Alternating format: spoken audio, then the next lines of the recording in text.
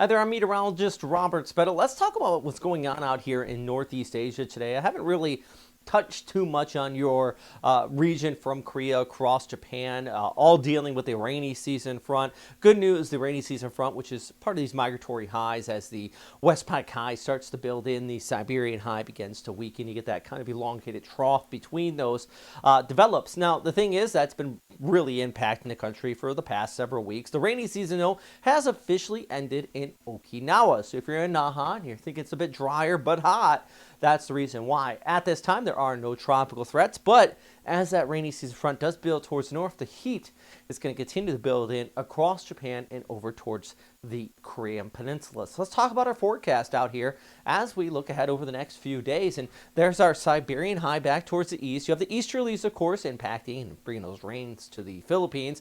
And now we got this low that's going to head across Hokkaido as we go through Friday and Saturday, increase that southwesterly wind. But look, it's north of Okinawa, more of an impactor for Kyushu, Shikoku, even back towards western areas of Honshu. Also, might even see another low develop along that as we go ahead in the early next week, increasing those showers. Taking a look at the upper level jet stream, you have those deep troughs digging in. This is actually that next trough that sets up to about 30,000 feet above our head, supporting that low over the weekend. But the big thing is all those are continuing to shift towards the north with that front. It is hydrangea season, though, so if you do get a break in the rain, get out there and maybe check out that. Always loved seeing that when I lived in Tokyo for nearly a decade. Thursday, could see some passing showers at a high of 32. Boy, it's a little bit hot out there. Sendai at 29. And even Sapporo can't escape the heat. 29 degrees out there for you. Meanwhile, in Sapporo on our Wednesday, 30 there. Look at Ulaanbaatar if you want some cooler weather. Head out to the capital of Mongolia.